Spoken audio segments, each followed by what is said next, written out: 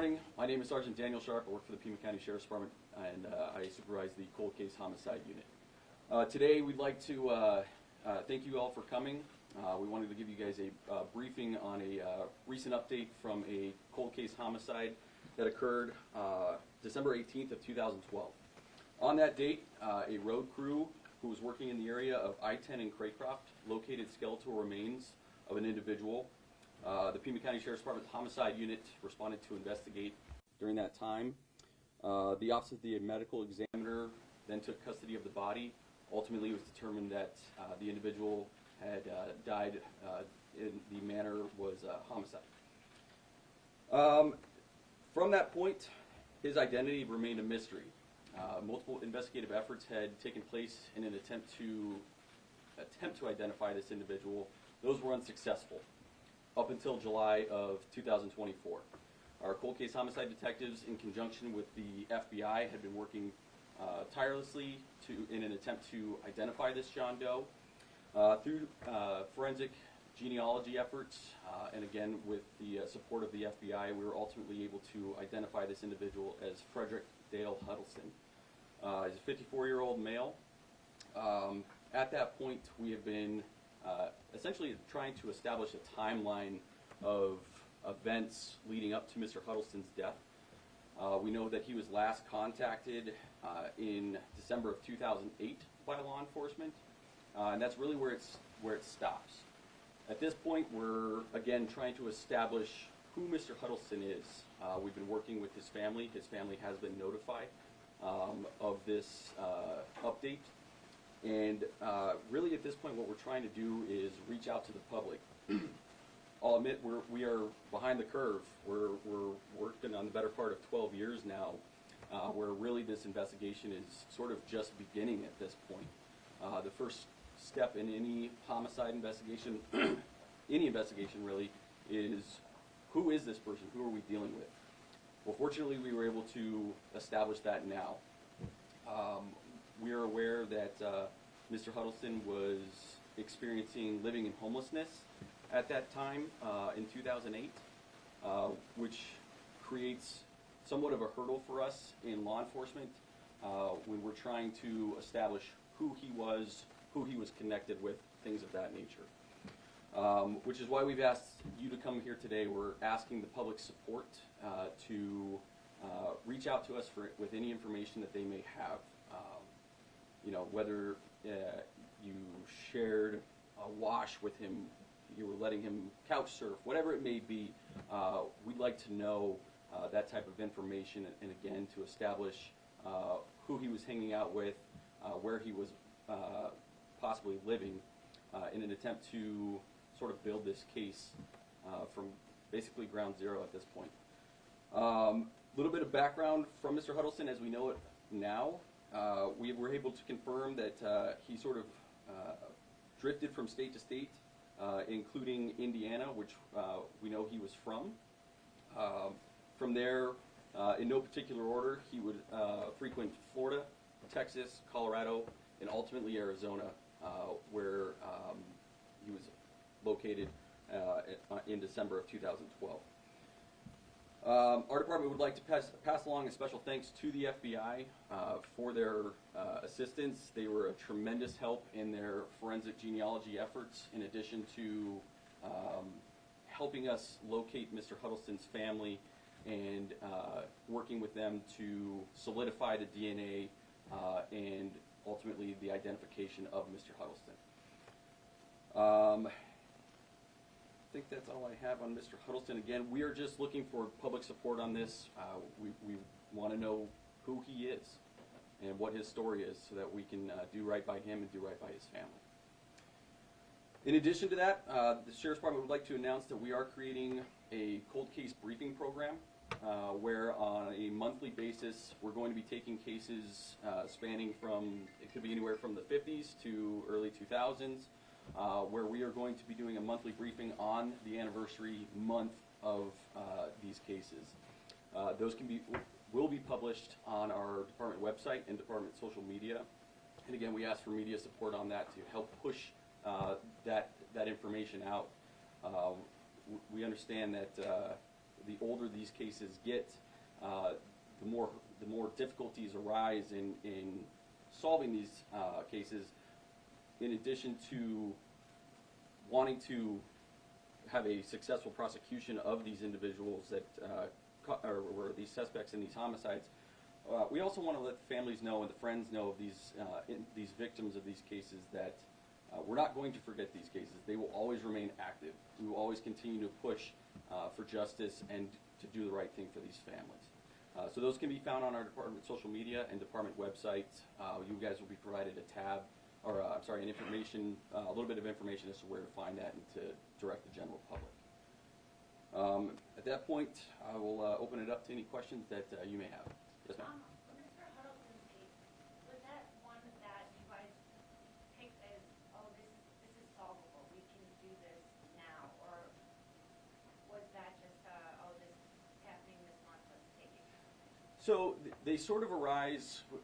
We basically keep a spreadsheet of all active cases that we have for cold case homicides. And there's sort of subsections within that spreadsheet. John Doe's and Jane Doe's are kind of in their own subsection because really there's not much that we can do with that case until we solve it and with the identify them. With the advancements in genetic genealogy, DNA, every year those get better and better. So in 2012, we may have been limited to dental records, putting in national databases, things of that nature, which was done with this case but was not successful. Now we have different avenues that we can explore and go down the road of genetic genealogy where we can identify familial relationships that they may have with certain people. And really that just kind of complements DNA on its own. It's not an absolute. There's still a lot of effort that has to be done after the genetic genealogy portion takes place. And that's when we go in. In Mr. Huddleston's case, we identified who we believe to be a direct sibling of Mr. Huddleston. He was contacted out of state, again, by the FBI, who was, again, very, very helpful in this matter. They took a DNA sample from him, which was directly compared to the known sample that we had on our John Doe, which is how we identified him. Is most of the family in Indiana or someplace like that? Did any of them have shed any light on his lifestyle here? Yeah, not here specifically. They were, as my understanding is, pretty surprised to find that he was in Tucson. It sounds there was some level of estrangement there, which again creates another level of difficulties for us. I can't speak to exactly what Mr. Huddleston was going through leading up to his death. However, everything indicates that he was living in homelessness. You know, whether or not he was involved in narcotics, whatever it may be.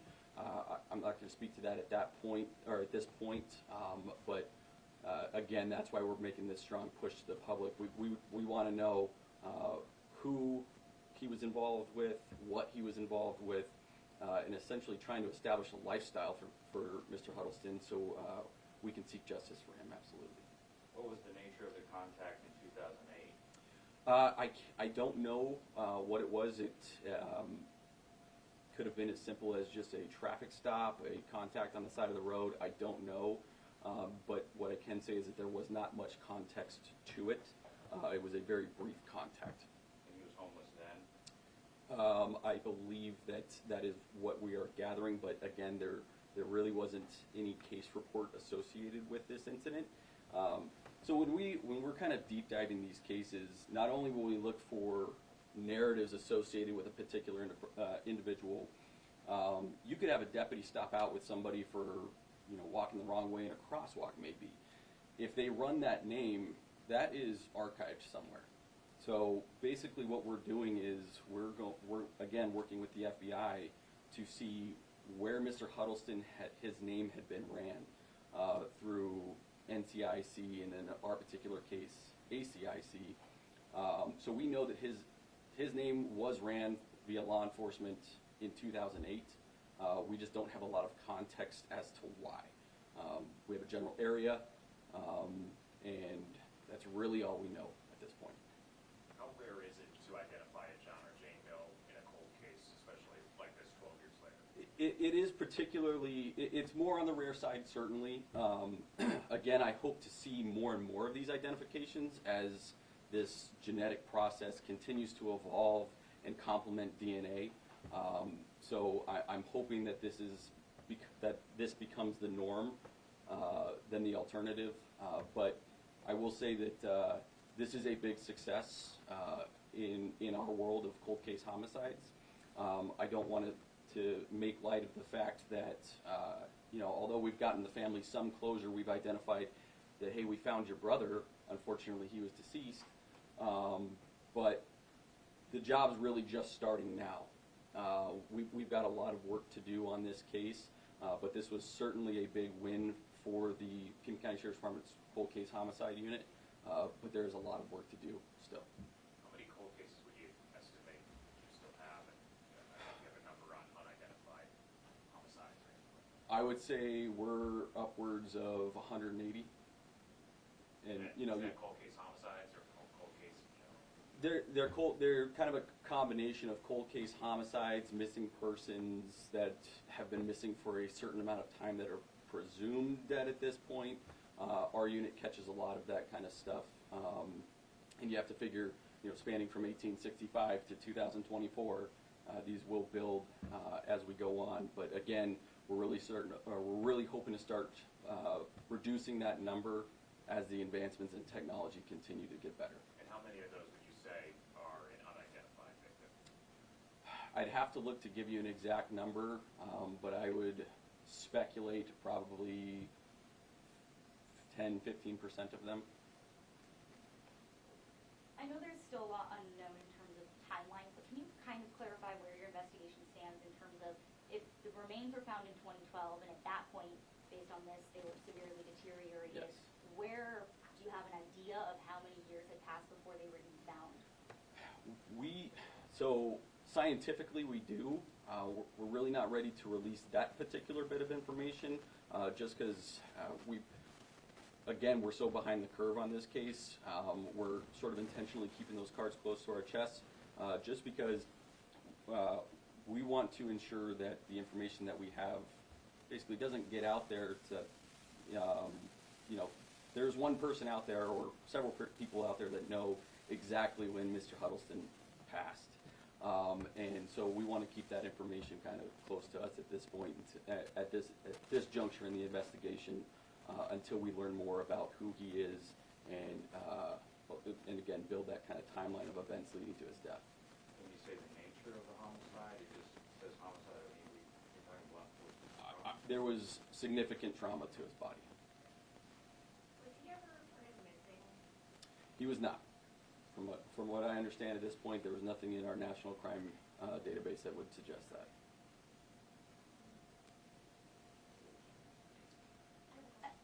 Sergeant Sharp, we were planning to release these videos monthly, right? And you had a chance to give a heads up to some of the families. What's been the response? I would say they're grateful that we are continuing to push for their families. When you're talking some of these cases, I talked to a family member yesterday from a case of 1988, which again we're going to be showcasing in our monthly briefings. And I would say that there was a feeling of almost shock by that family member that I was reaching out to tell them that, hey, we're starting this initiative to push this information out there. We haven't forgotten. We're not going to forget. These cases will be continued to be investigated until there's a until they're solved.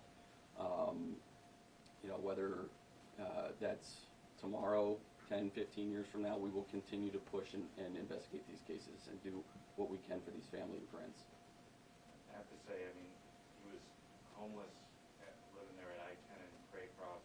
That was where law enforcement encountered him 4 years earlier, kind of a drifter. It sounds kind of like a long shot to try to find who did this. It could be very random, right? It certainly could, absolutely. And we are only speculating that he lived in that area just due to the fact that he was located there. He could have been placed there. We don't know for certain that that's where he lived. We know that he was contacted by law enforcement somewhere in that general area previously in 2008. But again, it is we have some difficulties in these cases, and there's a reason they're cold. It's not due to a lack of investigation on the initial date. You know, so that's why we really depend on these advancements in technology and really letting the public know that we're urging them to produce some type of information for us, if at all possible, to give us a lead.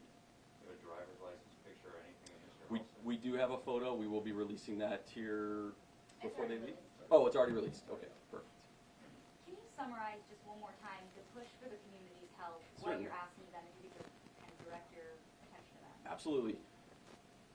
We have a very limited scope of information when it comes to who Mr. Huddleston is. And that really, we really want to get to know him on a very personal level. We want to know who he was hanging out with, who his associates were, where he spent his time, where he frequented. We know little to nothing on that end of information. You know, so we're not only pushing the public here in Tucson, in the greater Tucson area, but in these states that I mentioned previously. If you knew him in Florida, you knew him in Colorado, please come forward and give us that information. Something very small, inconsequential, could lead us to a very big break in this case. You know, we know that there's people out there that had contact with Mr. Huddleston at some point, and we'd love to talk to them. Again, really just to get to know Mr. Huddleston on a personal level, to start spearheading this investigation. All right, we'll take 2 more questions. Will all 180 cases be on this page? You mentioned, is that since 1865? And I mean, are we... This is going to be, so basically what we're going to do is we're going to pick a case. So in this particular instance that we have coming up in October, Angelica, is that correct? For this next one? Yes. It'll be, at the end of the month. So basically what we'll look at is, we'll look at one that, in this case that we have coming up, a 1988 case.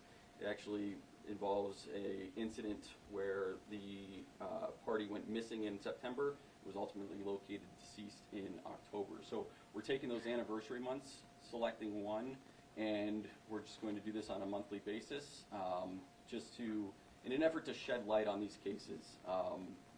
We really want to make a strong push in an effort to have the public interact with us, and also, you know, to make sure that the family and friends know again that these cases are actively being worked. They're not being forgotten.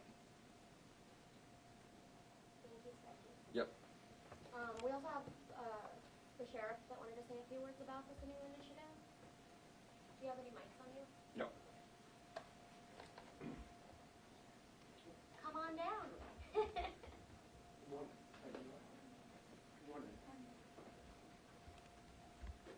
I'll be brief. You can see Sergeant Sharp is actually pretty sharp. I'm so proud of him and his whole team.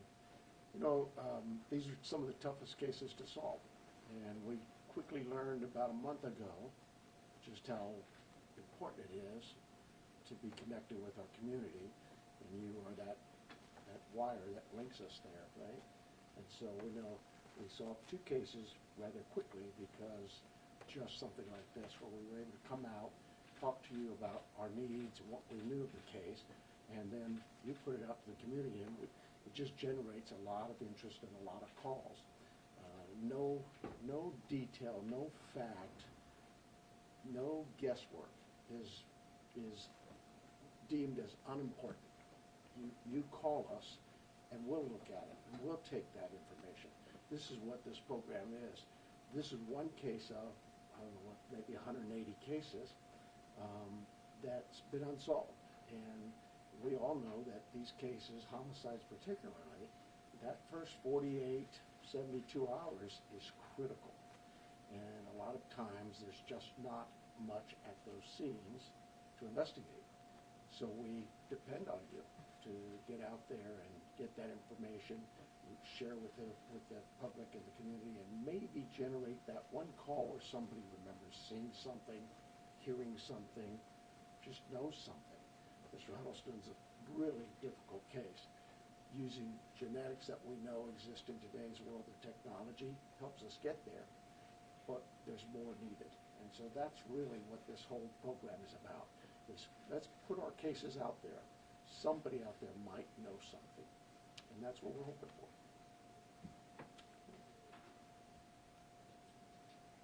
That's it. Do we think all 180, what I was getting at before, do we think I- all 180 are going to be on this page, or? I think how we'll, are you gonna do this? yeah, I think we'll start slow, putting out the ones that we think we have the best chance of solving. Naturally, you get a case from 1872, it's going to be a little difficult. Not many people are around still, so yeah, we'll scrutinize it. But yes, our goal is, if there's anything that's viable that we think can be just a little bit of information, those will come out. They're going to prioritize them. I think Mr. Huddleston kicked it off for us, but there's other cases behind that we'll be putting up on our webpage, and hopefully the community will be able to go through those and maybe think about it. The family, somebody asked about the family. You know, the families are never forgotten on this. I know that a lot of times we lose contact with those family members just as the years pass on and the grieving goes by. But we don't want to stir those emotions. We just want to let them know that we're here and that we're not letting go of their loved ones. We're gonna remember, and we're gonna continue to strive to find out who it was that committed this horrific crime. Sheriff Nanos, can you just talk about, well, obviously these are cold cases, right? But we also have active homicides. Can you talk about the sort of the trends we're seeing right now in the county? Well, there's a lot of debate out there about, is crime up or down? You know, I only use the numbers that we provide to the Department of Justice every year, and we've provided them probably for the last 50, 60 years that I know of. And Department of Justice, if you look at their numbers, the previous administration to this administration, 4 years back, our violent crime rate, Part 1 crimes, and Part 1 crimes are the biggest crimes we think of: rape, robbery, murder, those kinds of crimes, really violent. We're down about 12%. You know, yesterday I met with all the chiefs of police and talked to Chad Kazmar. His situation's different. He deals with more of an inner city type problem, and of course his homicide rates have gone up, but ours are down 27% just this year from last year. So, you know, those numbers, do they mean anything? I guess they do. Does it mean that we're doing a better job today than we were 4 or 5 years ago? I hope it does. But we don't just look at our numbers. We continue to try to serve this community in what we believe is the best way to do that, and that is through our community policing programs.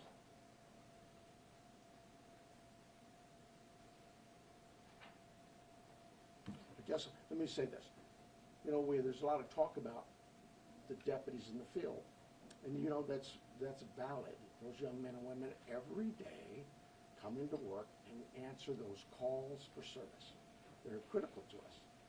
But we look at our community policing programs as a way to augment that and help them eliminate some of the lower level calls so they're available for the high profile calls that they can respond to, that response time can improve. That doesn't mean we just poo-poo the little calls. Every call in this department is important, every single one of them. And we take pride in every time you call us. If you ask for a deputy, you will get a deputy. We will respond. That's our mission to this community, is to provide a service, but more than just a service, provide answers, solutions to some problems that we know exist out there. The barking dog next door, the loud party or the loud music, those things that happen every day. We want to be able to still go and settle those problems. Is what do we call that? The broken window syndrome, right? We don't want to ignore the little things, because we do know that festers into bigger things, and our community suffers from that. So, our strategy is always going to be one of, we will take care of our young men and women on the street, but there's other ways to doing that by relieving them of those calls that might require a little more time than that officer getting there, handing the call, and leaving. There's got to be some follow-up, and it's more so than our homicide team following up. It is having those units, those teams, our school resource officers, our traffic enforcement teams, our directed patrol units, all of them are critical to the overall mission. You have dedicated resources to the cold case. Is Sergeant Sharp solely cold case? How many people are solely on cold case? He has 3 people assigned to the cold case unit, which is, like I say, that's some hard work, and those 3 individuals work hard. I wish he had 23, but we do have limited resources, and we do utilize our strategies and where we place people every day. Here, wait, we're in trouble.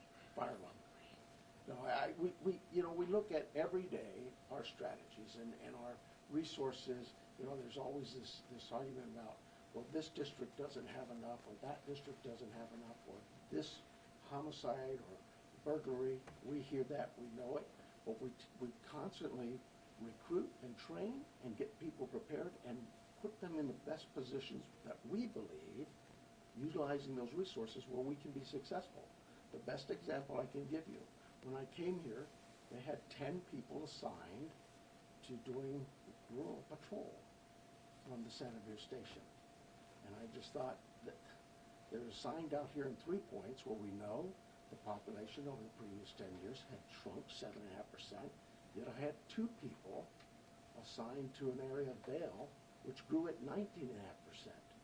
That made no sense. So we recognize the need for Santa Fe and those down in the 3 Points area. They still have a need for service, but maybe we could do something different about relocating our resources, reallocating them. Having a station that's an hour's drive to a beat is kind of silly, especially when I have 2 officers assigned to Vail, yet they're stationed out at Catalina Highway to Diverted. So we needed to make some shifts, not just of personnel, but also get the Board of Supervisors and County Administrator to believe in what we're doing, and that is build some substations. We haven't seen substations built in years. So now we have a Santa Fe substation that's going to be more centralized, and instead of being an hour to their area of responsibility, they'll be 10, 15 minutes. Those are the decisions that we look at every day and try to figure out how do we best use our resources. I'm going to stand here and tell you, we just had an academy class graduate of 40. That's the largest academy class in probably 10 years, not just for this agency, Tucson Police, all of them. And we still need more. We're going to have a class October 12th of some 59, 60 individuals. So those are great points for us. Those are good numbers, but we constantly keep our eye on that ball. We call it attrition, and we also keep constant track of our team, where the problems are, and moving those resources as needed. Ladies and gentlemen, we have time for one more question. Anybody have a last question? Do you have somewhere to be? Oh, I'm sorry.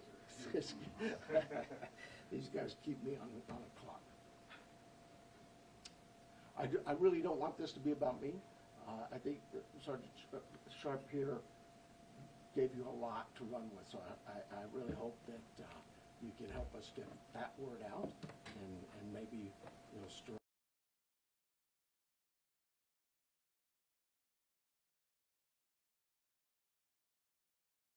Statement or being contacted? Not at this. Oh, sorry. Come on up, I just keep something. Go ahead. Not at this point, and in the investigation, that may be something that we kind of explore as we learn more. Maybe a push from the family, certainly. And then, JD, to answer your question, I'm sorry I didn't answer it earlier. In addition with these videos that we're doing, we're also in this cold case homicide tab on our website. We're going to be doing a very brief kind of highlight of all of our cases. Some of them may not all get videos, as the sheriff suggested. You know, some of these very, very old ones, not that they're forgotten, but we're going to, again, scrutinize the ones that we believe that give us the best likelihood of getting a tip, a relevant tip that we can work with today. But they'll all be there for people to Yeah, get an idea of. that is the plan, and you know that'll take a little bit of time for us to eventually get that onto our website, and we're just basically doing it in sequences. All right.